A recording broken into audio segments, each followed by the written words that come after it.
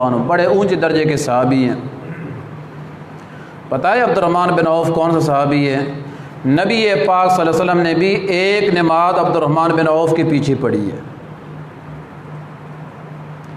سفر کی حالت میں نبی پاک صلی اللہ علیہ وسلم قضاء حاجت کے لیے وضو کے لیے ذرا دور تشریف لے گئے، دیر ہو گئی صبح کی نماز میں، تو صحابہ نے عبد الرحمن بن عوف کو آگے کر دیا ہے کہ نماز کا وقت تو جاتا ہے، ہم تو نماز پڑھیں۔ انہوں نے جماعت کو کھڑا کر دیا اور نبی پاک صلی اللہ علیہ وسلم کی ایک رکعت رہ گئی تھی۔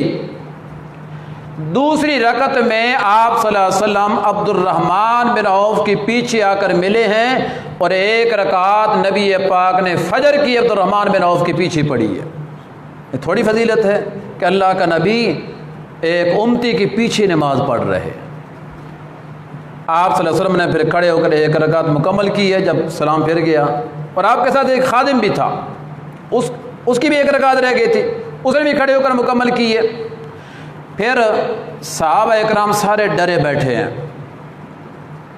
کہ ہم نے جو رسول اللہ صلی اللہ علیہ وسلم کا انتظار نہیں کیا، آپ کے آنے سے پہلے نماز پڑھ لی ہے، پتہ نہیں اب رسول اللہ ہم پہ راضی ہیں یا ناراض ہیں۔ اس انتظار میں بیٹھے ہیں اور دیکھ رہے ہیں، ہلے نہیں اپنی جگہ سے، ادھر ہی بیٹھے ہیں۔ تو نبی پاک صلی اللہ علیہ وسلم نے جب سلام پھیرا نا تو آپ نے فرمایا میاں تم نے صحیح کیا ہے، غلط نہیں کیا ہے، اس لیے کہ نماز کا وقت جا رہا تھا، میں آپ پہ ناراض نہیں ہوں۔ پھر سارے صحابہ خوش ہو گئے کہ چلو ہم نے جو کام کیا ہے وہ کیا کیا ہے، صحیح کیا ہے۔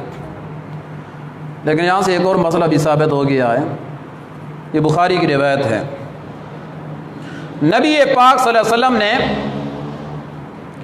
جب عبد الرحمن بن عوف کے پیچھے ایک رکعت پڑھی اور اٹھ کر ایک رکعت اپنی قضا کی ہے، تو نبی پاک صلی اللہ علیہ وسلم کی فجر کی سنتیں بھی رہ گئی تھی۔ سمجھ آ رہی گل؟ فجر کی سنتیں رہ گئی تھیں، فرض ہے ایک رکعت رہ گئی تو سنت بطریقہ اولا رہ گئی ہیں، سنتیں آپ کی رہ گئی ہیں۔ لیکن راوی حدیث کہتا ہے، یہ بھی بخاری کے اندر کھڑا ہے کہ نبی پاک صلی اللہ علیہ وسلم نے سوائے فجر کی جو ایک رکعت رہ گئی اس کے علاوہ باقی فجر کا وقت گزرنے تک کوئی نماز نہیں پڑھی ہے۔ جو فجر کی جن کی سنتے رہ جاتی ہے نا تو کھڑے ہو کر پیچھے کھڑے ہو کر پڑھ لیتے ہو، یہ نبی پاک صلی اللہ علیہ وسلم کی سنت کے بالکل خلاف ہے۔ میں اس پہ متعدد آپ کو دلائل دے سکتا ہوں لیکن آج میرا یہ موضوع نہیں ہے۔ ایک صحابی کا وہ واقعہ ہے، صرف ایک کا، اس کی بھی زندگی کے ایک وقت کا واقعہ ہے، نہ بعد میں اس نے پہلے ایسے کام کیا ہے نہ پہلے کیا تھا، ہم نے اس کو پکڑ لیا ہے۔ جو نبی پاک کی متعدد طرق سے سنت ثابت ہے، سارے صحابہ سے ثابت ہے، نبی پاک کا اپنا عمل ہے، اس کو چھوڑ دیا ہے۔ یہ گنجائش ہے، کہاں گنجائش ہے بھائی؟ اس صحابی نے بھی اس دن وہ نماز پڑھی کوئی نہیں ہے جس روایت سے اخذ کیا جاتا ہے، اس صحابی نے اس دن ابھی پڑھی نہیں تھی۔ پڑھنے سے پہلے نبی پاک نے فرمایا ایک وقت میں 2 نمازیں، تو اس نے آگے سے یہ بات کہی کہ یا رسول اللہ میری فجر کی سنتے رہ گئی ہیں، اس وجہ سے میں کھڑا ہوا۔ تو ابو داود کے اندر ہے، آپ نے فرمایا فلا اذن، پھر بھی نہیں پڑھنی ہے، پھر بھی نہیں پڑھنی ہے۔ اور وہ پڑھنے لگا تھا، ابھی پڑھی نہیں ہے۔ اس کے بعد حدیث میں کوئی تذکرہ نہیں کہ اس نے پڑھی ہیں نہیں پڑھی ہیں، کوئی ذکر نہیں ہے۔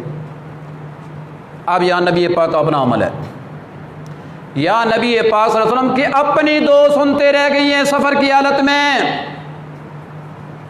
فجر کی ایک رکعت بھی رہ گئی ہے اور کھڑے ہو کر صرف ایک رکعت پڑھی ہے، سورۃ طلوع ہونے تک آپ نے کوئی نماز نہیں پڑھی، اور ہم نے دیکھا نبی کا عمل کیا ہے۔ جو نبی پاک صلی اللہ علیہ وسلم کا اپنا عمل وہی ہے جو امام ابو حنیفہ رحمۃ اللہ علیہ کا عمل ہے، اور اسی پہ کاربند رہنا چاہیے۔ بخاری میں ایک اور روایت کھڑی ہے، لا صلاۃ بعد صلاۃ الفجر حتی تطلع الشمس، فجر کی نماز کے بعد کوئی نماز نہیں ہے حتیٰ کہ سورج طلوع ہو جائے۔ یہ وہی لا ہے جو لا الہ الا اللہ میں کھڑا ہے، اور یہ وہی لا صلاۃ لمن لم یقرأ بفاتحۃ الکتاب کے اندر کھڑا ہے۔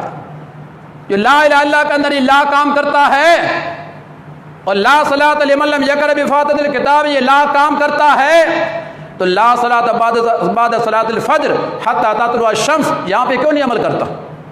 کون سی آڑ ہے یہاں پہ؟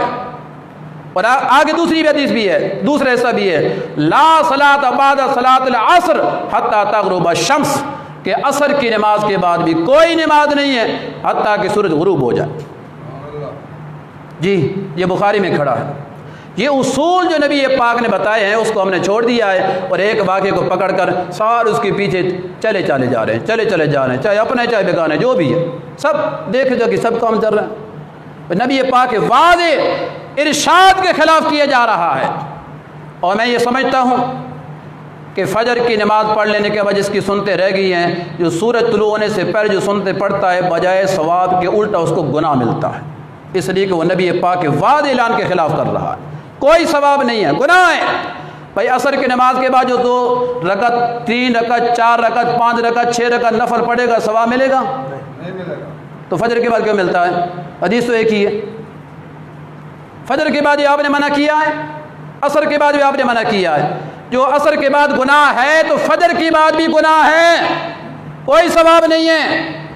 3 وقتوں میں اور بھی نبی پاک نے نماز پڑھنے سے منع کیا ہے، عین سورج طلوع ہونے کے وقت، عین استواء الشمس، عین غروب الشمس، ان 3 وقتوں میں اللہ کی نماز بھی کو پڑھے تو بجائے ثواب کے الٹا گناہ ہے۔ گناہ ملے گا کہ ثواب ملے گا؟ پڑھ تو اللہ کی نماز ہی رہا ہے، لیکن ملے گا کیا؟ گناہ۔ خدا را نبی پاک صلی اللہ علیہ وسلم کے ارشاد پہ عمل کریں اور شریعت کے قوانین پہ عمل کریں، جدیوں پر نہ چلیں۔ عبد الرحمن بن عوف رضی اللہ عنہ وہ صحابی ہے جس کے پیچھے نبی پاک صلی اللہ علیہ وسلم نے ایک نماز پڑھی ہے، اس ضمن بات آ گئی ہے۔